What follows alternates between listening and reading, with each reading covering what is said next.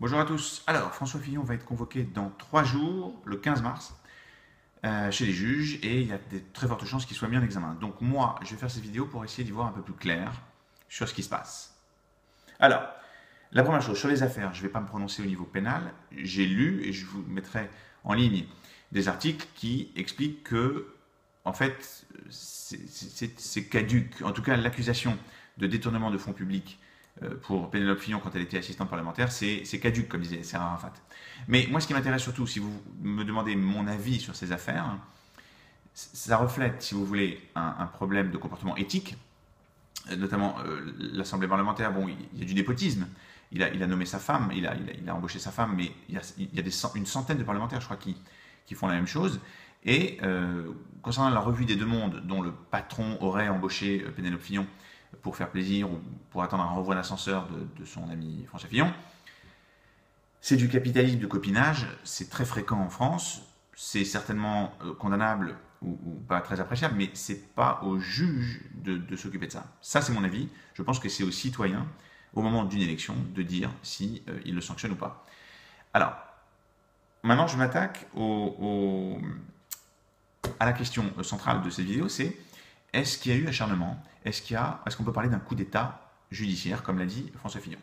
Donc, le parquet national financier, déjà il faut savoir de qui on parle. Le parquet national financier a été installé par le pouvoir socialiste le 6 décembre 2013 et son procureur, Eliane Houlette, est nommé par François Hollande.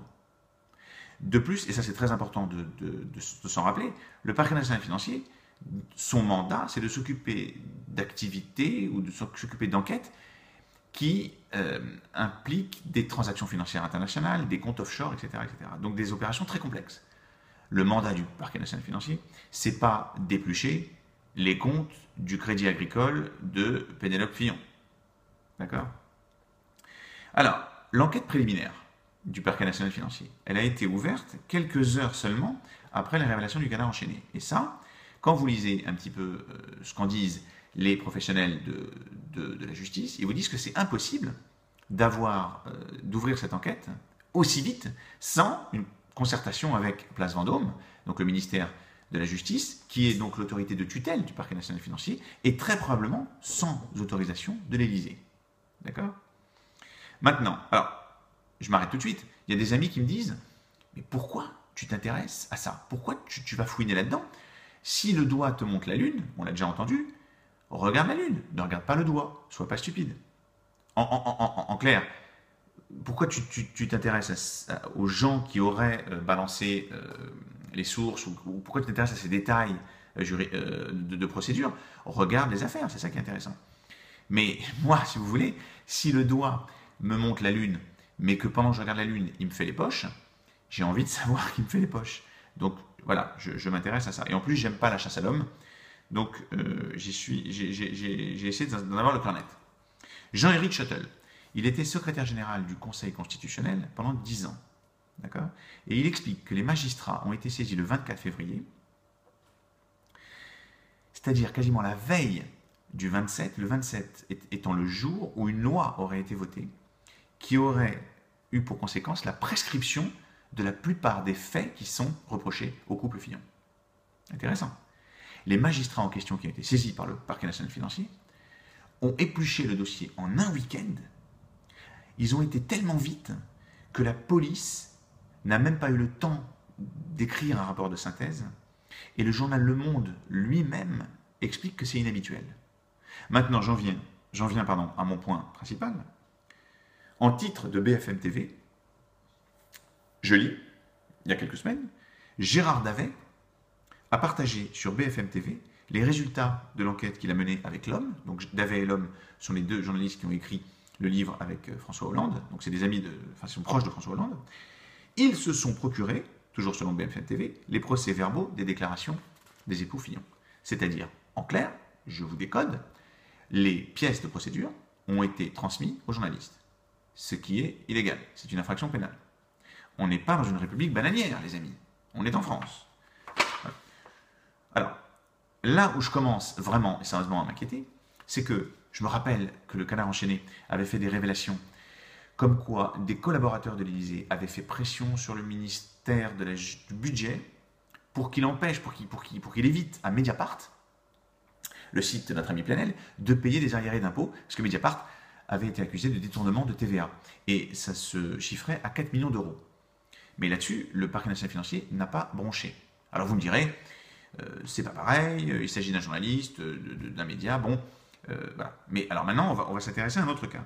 Emmanuel Macron, le télévangéliste, qui a vu la Vierge et qui veut être président de la République, il a été accusé récemment par Christian Jacob et Philippe Vigier d'avoir détourné 120 000 euros de son enveloppe qu'il avait reçue du ministère du Budget quand il était ministre de l'Économie. Cette enveloppe étant, il devait l'utiliser pour le fonctionnement du ministère, son fonctionnement, d'accord ? Mais il l'aurait utilisé pour sa propre campagne, pour ses frais de bouche notamment. Ça, c'est basé sur un livre qui a été écrit qui s'appelle Dans l'enfer de Bercy, qui ont été écrits par 2 journalistes de France Inter et de France Culture. Et ce que je dis, je ne dis pas que c'est vrai, je dis juste que vous voyez la situation. On a d'un côté le parquet national financier qui ouvre une enquête pour des affaires qui n'invalident pas la candidature du candidat Fillon.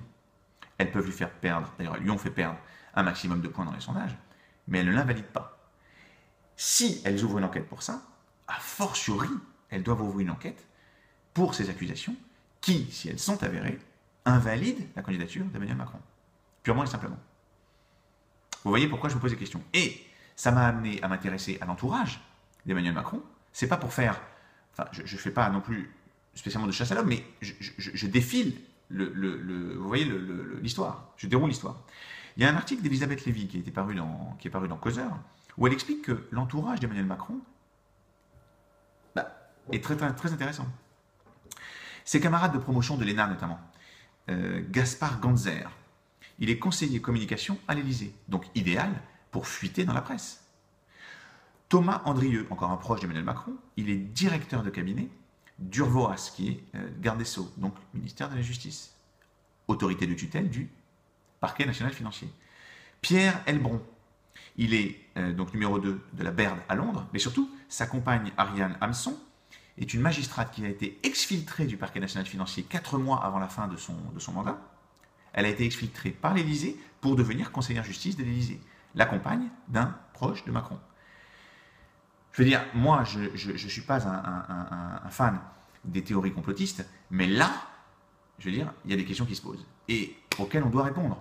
Parce que s'il y a eu des événements ou des tentatives de déstabilisation d'un candidat à l'élection présidentielle, il y a normalement une procédure en France dirigée par un juge administratif qui peut invalider l'élection présidentielle ou qui peut la reporter. Donc c'est assez grave quand même.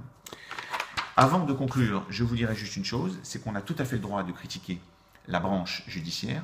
Elle est une des 3 branches qui forment le socle de la démocratie, comme la branche exécutive, donc le président, et la branche législative, l'Assemblée, mais toutes ces branches sont critiquables. Et d'ailleurs, les 2 premières, enfin, l'exécutive et la législative, se font critiquer tout le temps quotidiennement.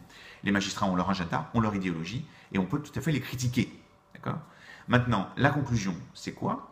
C'est que je me suis posé la question en fait qu'on peut se poser, c'est pourquoi Fillon ? Pourquoi cet acharnement sur Fillon ? Pourquoi cette tentative de déstabilisation ? Et la réponse, elle est simple, c'est que François Fillon est un candidat surprise, on ne l'attendait pas. La gauche massivement a voté aux primaires de la droite pour Alain Juppé.